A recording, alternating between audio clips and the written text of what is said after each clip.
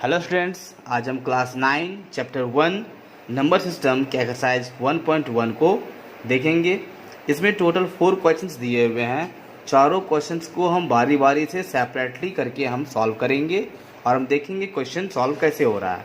तो पहला क्वेश्चन बोला जा रहा है कि ईच जीरो और rational number can you write it in the form P by Q comma where P and Q are integers and Q is not equal to zero.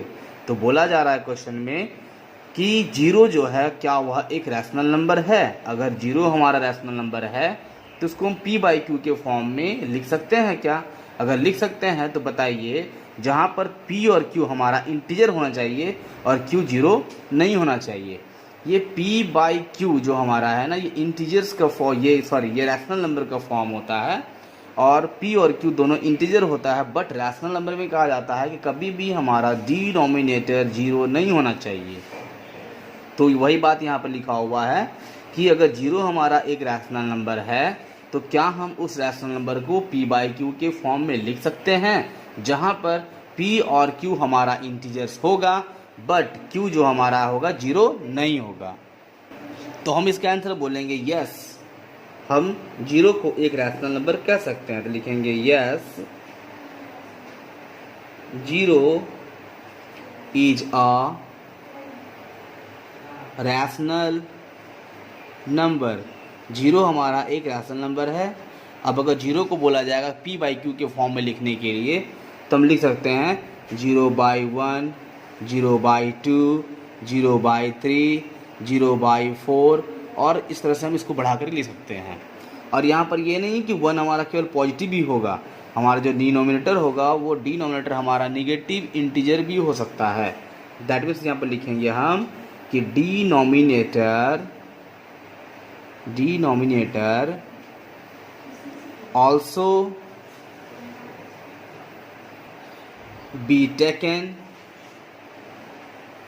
As negative integer. यानी कि हम denominator means क्या, तो q को, यानी कि हमारा जो p बाई क्यू के फॉर्म में जो हमारा रैशनल नंबर होगा तो हमारा डिनोमिनेटर q हो गया, मतलब q को हम निगेटिव इंटीजर भी ले सकते हैं। नेक्स्ट क्वेश्चन नंबर 2 में बोला जा रहा है कि find 6 rational numbers between 3 and 4, यानी 3 और 4 के बीच में 6 रैशनल नंबर को फाइंड कीजिए। तो इसके भी क्वेश्चंस की सॉल्यूशंस बहुत तरीके से हो सकते हैं। तो आपको हम बहुत इजी मेथड बताते हैं कि कभी भी दो नंबर आपके पास दिया हुआ रहे तो उन दोनों के बीच में 3, 4, 5, 6 जितने भी रैशनल नंबर है आप कैसे फाइंड कर सकते हैं। हम यहाँ पर देख रहे हैं कि हमारे पास दो नंबर हैं 3 और 4। ऐसे अगर आपको बोला जाए कि 3 और 4 के बीच में कोई एक होल नंबर बताइए तो होल नंबर तो कुछ नहीं है, क्योंकि जब हम एक नंबर लाइन को ड्रॉ करते हैं तो 0 के बाद 1 होता है, 1 के बाद 2 होगा, फिर 2 के बाद 3 होगा, फिर 4 होगा। लेकिन 3 और 4 के बीच में बहुत से रैशनल नंबर हो सकते हैं, यानी कि 3 और 4 के छोटे छोटे पार्ट्स इसके बीच में, उसको हम फाइंड कर सकते हैं। हमारे पास जो 3 नंबर है, हम 3 को लिख सकते हैं कि 3 = अगर हमारा डिनोमिनेटर में कुछ नहीं है मतलब कि 1 है, उसी तरह से हम 4 को भी लिख सकते हैं कि 4 = 4 और डिवाइड बाई हमारा क्या है 1 है। अब क्या करते हैं ना कि हम इसको अगर 3 को 2 से मल्टीप्लाई देंगे तो 1 को भी 2 से मल्टीप्लाई देंगे। तो हम अगर 2 से मल्टीप्लाई देते हैं तो 3 2 जा हमारे पास में 6 होता है, 3 2 जा 6 हो जाएगा। ऊपर वाले को देखेंगे न्यूमरेटर को, क्योंकि जब हम इक्वली नंबर से अगर मल्टीप्लाई करते हैं तो वो हमेशा हमारा लाइक टर्म ही बनेगा, यानी कि डिनोमिनेटर हमारा सेम होगा। लेकिन 4 को जब 2 से मल्टीप्लाई करेंगे तो हमारे पास में 8 आ जाएगा। दैट मीन्स हम क्या देख रहे हैं ना कि 3 को 2 से मल्टीप्लाई कर रहे हैं तो 6 आ रहा है, 4 को 2 से मल्टीप्लाई कर रहे हैं तो 8 आ रहा है, और 6 और 8 के बीच में सिर्फ एक ही नंबर आ रहा है, वो है क्या 7। यानी 2 से मल्टीप्लाई कर रहे हैं तो एक नंबर मिल रहा है, अगर 3 से करेंगे तो फिर 2 आएगा, फिर 4 से करेंगे तो 3 आएगा, फिर 5 से करेंगे तो 4 आएगा, फिर 6 से करेंगे तो 5 आएगा, फिर 7 से करेंगे तो 6 आएगा। यानी कि अगर हम देखते हैं 3 × 7 करते हैं तो हमारे पास आता है 7 3 = 21, और वहीं पर अगर हम 4 को 7 से करते हैं तो 4 7 = 28। अब यहाँ पर देख सकते हैं कि 21 और 28 के बीच में 22, 23, 24, 25, 26, 27 यानी 6 रैशनल नंबर फाइंड हो जा रहे हैं। तो हम क्या करेंगे ना, इस पूरे नंबर को 7 से मल्टीप्लाई कर देंगे। तो अगर हम न्यूमरेटर में 7 से मल्टीप्लाई करते हैं तो डिनोमिनेटर भी 7 से मल्टीप्लाई हो जाएगा। तो इसको हम लिख सकते हैं 21/7, यानी 3 जो हमारा है वो 21/7 लिखा सकता है। उसी प्रकार से 4 को भी 7 से मल्टीप्लाई करेंगे, 1 को भी 7 से मल्टीप्लाई करेंगे तो हमारा हो जाएगा 28/7। दैट मीन्स 4 को हम 28/7 लिख सकते हैं। अब हम देखते हैं कि ये दोनों के बीच में कौन कौन से रैशनल नंबर हैं। तो हम यहाँ पर लिखेंगे the 6 rational numbers between 3 and 4 are. पहला क्या है हमारा पहला हमारा क्या है ना कि 3 है। 3 मीन्स 21/7, तो हम सिर्फ 3 को लिखेंगे। अब 3 जो हमारा है वो छोटा है और 4 हमारा बड़ा है, तो बढ़ेगा करना तो ये हमारा असेंडिंग ऑर्डर में होगा, यानी 3 के बाद लिखेंगे हम 22/7, फिर 23/7, फिर 24/7, फिर 25/7, 26/7, 27/7 और ये हमारा 28/7 जो आएगा वो हमारा 4 के इक्वल में, यानी 4 लिख देंगे। दैट मीन्स हम यहाँ देख रहे हैं 3 और 4 के बीच में 1 2 3 4 5 6 ये 6 रैशनल नंबर हमारे पास आ गए हैं। दैट मीन्स हम क्या कहेंगे यहाँ पर ना कि अगर कोई सिंपलेस्ट फॉर्म में होने के लायक हो तो सिंपलेस्ट फॉर्म में करेंगे, और नहीं होने के लायक में हो तो नहीं कहेंगे। हमारा आंसर हो गया यहाँ से लेकर के यहाँ तक, यानी कि 22/7, 23/7, 24/7, 25/7, 26/7 एंड 27/7। तो यहाँ लिखेंगे hence the 6 rational numbers between 3 and 4 are 22/7, 23/7, 24/7, 25/7, 26/7 and 27/7, और ये हमारा हो गया आंसर। नेक्स्ट क्वेश्चन नंबर हम 3 को देखेंगे। इसमें लिखा गया है कि find 5 rational numbers between 3/5 and 4/5। That means 3/5 और 4/5 के बीच में 5 रैशनल नंबर को फाइंड करना है। हमारे पास में 2 नंबर दिए हुए हैं 3/5 एंड 4/5। दैट मीन्स हम 3/5 को और 4/5 को इक्वल टू करके लिख दिए हैं। अब ये देखना है ना कि दोनों हमारा लाइक फ्रैक्शन है, क्योंकि डिनोमिनेटर हमारा इक्वल है। अगर डिनोमिनेटर हमारा इक्वल नहीं होता है तो पहले हम फ्रैक्शन को लाइक बनाते हैं, उसके बाद क्वेश्चन को सॉल्व करते हैं। तो इसमें प्लस पॉइंट हमारे ये है कि जो क्वेश्चन हमारे पास में है वो क्वेश्चन में जो नंबर्स हैं वो लाइक फ्रैक्शन में हैं। अब यहाँ देखते हैं ना कि अब ऊपर वाले को मल्टीप्लाई के प्रोसेस में लेके जाते हैं। दैट मीन्स 3 को अगर 2 से मल्टीप्लाई करते हैं तो हमारे पास में 6 आएगा, तो 4 को भी 2 से मल्टीप्लाई करना होगा तो 8 होगा। 6 और 8 के बीच में एक रैशनल नंबर केवल 7 बच रहा है।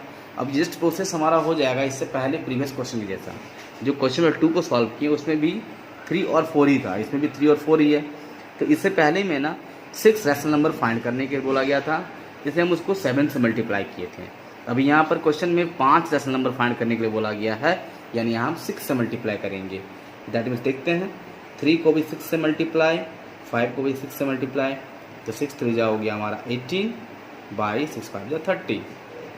फिर 4 को भी 6 से मल्टीप्लाई और 5 को भी 6 से मल्टीप्लाई तो हो गया 24/30। अब देखेंगे ऊपर में 18 और 24 के बीच में 5 रैशनल नंबर क्या क्या हो गए, तो 18, 19, 20, 21, 22, 23 5 रैशनल नंबर हमारे पास में हैं। हम यहाँ पर लिखेंगे देयरफॉर 18/30 मीन्स 3/5, ये हमारा सबसे छोटा है। इसके बाद क्या हो जाएगा, तो 19/30, फिर 20/30, फिर 21/30, अगेन 22/30, फिर 23/30 और एट लास्ट में जो हमारा 24/30 है ना, ये हमारा क्या है, तो 4/5 है। अब हम देखेंगे कि अगर ये सिंपलेस्ट फॉर्म में होने के लायक हो ये सब नंबर तो करेंगे। जैसे देखते हैं 19/30 ये सिंपलेस्ट फॉर्म में है, इसको वही लिख दिए। 20/30 सिंपलेस्ट फॉर्म में होकर के 2/3 हो जाएगा। 21/30 3 7 जा और 3 10 जा, दैट मीन्स कि 7/10 हो जाएगा। 22/30 2 11 जा और 2 15 जा, दैट मीन्स कि 11/15 हो गया।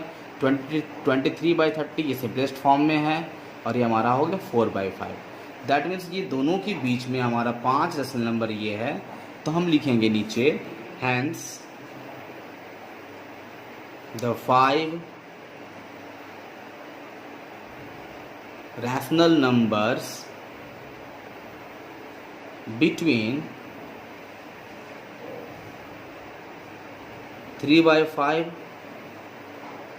and 4/5 are क्या क्या हो गया। तो पहला हमारा 19/30, 2/3, 7/10, 11/15 एंड एट लास्ट में हम कहेंगे 23/30 और ये हमारा हो गया आंसर। नेक्स्ट क्वेश्चन नंबर 4 में बोला जा रहा है कि state whether the following statements are true और false and give reason for your answer. यानी ये तीनों जो हमारे पास में स्टेटमेंट हैं ये तीनों ट्रू हैं या फॉल्स हैं, इसके रीजन को भी बताना है। नंबर 1 में कहा जा रहा है कि every natural number is a whole number. क्या जितने भी नेचुरल नंबर हैं वो होल नंबर हो सकते हैं? तो हम लिखेंगे यस, क्योंकि जितने भी होल नंबर के कलेक्शन होते हैं वो सभी नेचुरल नंबर में इंक्लूड करते हैं। नेचुरल नंबर में सिर्फ 0 नहीं होता है, लेकिन होल नंबर में 0 होता है। तो नेचुरल नंबर हमारा स्टार्टिंग 1 से होता है ना, और होल नंबर में भी हमारा स्टार्टिंग 0 से होता है। तो 0 के बाद 1 2 3 4 जितने बढ़ते जाएंगे वो हमारे नेचुरल नंबर भी होंगे।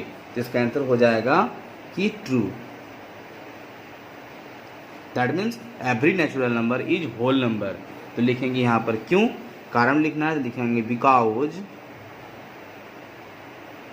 the collection of real numbers, sorry, the collection of whole numbers, क्या लिखेंगे, the collection of whole number, जितने भी होल नंबर हमारे पास हैं वो सभी का collection contains all natural number. यानी कि 0 को छोड़ करके जितने भी नंबर हमारे पास हैं वो सभी नेचुरल नंबर हैं। अगर यही कहा जाता कि every whole number is natural number तो हम बोल देते फॉल्स, क्योंकि होल नंबर 0 होता है बट नेचुरल नंबर 0 नहीं होता है। नेक्स्ट क्वेश्चन बोला जा रहा है कि every integer is a whole number. क्या जितने भी इंटीजर हैं वो होल नंबर हैं? तो लिखेंगे फॉल्स। जितने भी इंटीजर्स हैं वो होल नंबर नहीं है, क्योंकि होल नंबर जो हमारा होता है वो पॉजिटिव में होता है, निगेटिव में नहीं होता है। जिस प्रकार से नेचुरल नंबर हमारा पॉजिटिव है उस प्रकार से होल नंबर भी पॉजिटिव होता है, केवल 0 को छोड़ करके।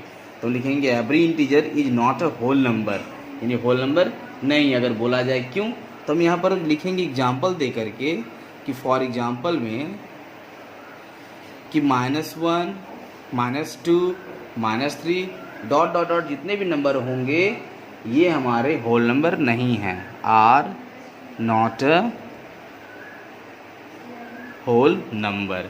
ये सभी इंटीजर्स हैं लेकिन ये होल नंबर नहीं है। एंड लास्ट 3 नंबर बोला जा रहा है कि every rational numbers is a whole number. जितने भी रैशनल नंबर हैं क्या वो होल नंबर होंगे? तो हम इसको भी बोल देंगे फॉल्स, क्योंकि ये भी गलत है। क्यों गलत है? क्योंकि रैशनल नंबर हमारा p/q के फॉर्म में होता है, जहाँ पर p और q हमारा इंटीजर्स होता है। दैट मीन्स पॉजिटिव भी हो सकता है और निगेटिव भी हो सकता है, बट होल नंबर हमारा निगेटिव इंटीजर नहीं होता है। तो हम यहाँ पर लिखेंगे कि एग्जाम्पल, यानी फॉर एग्जाम्पल दे देते हैं हम यहाँ पर। अगर हम बात करें 1/2 तो जो हमारा होल नंबर होता है ना वो फ्रैक्शन में नहीं होता है, लेकिन हमारा रैशनल नंबर फ्रैक्शन में भी होता है और पॉजिटिव निगेटिव भी होता है। तो हम इसको बहुत तरह से कह सकते हैं। तो एक ही एग्जाम्पल हम यहाँ पर लिख देते हैं कि 1/2 इज अ रैशनल नंबर। 1/2 हमारा एक रैशनल नंबर है, बट इसको हम बोलेंगे कि नॉट अ होल नंबर, यह हमारा एक होल नंबर नहीं है। इसी प्रकार से हम यहाँ पर ना अगर एक एग्जाम्पल 1/2 लिए, यहाँ हम निगेटिव के बारे में बात कर सकते हैं कि -2/3 या -1, ये सब रैशनल नंबर हो सकते हैं लेकिन ये सब होल नंबर नहीं हो सकते हैं। तो इसका एक ही रीज़न है कि every rational number is not a whole number because rational number is in the form of p by q where p and q are integers but whole number is not any fraction। Whole number कोई fraction नहीं हो सकता है और whole number हमारा negative भी नहीं हो सकता है।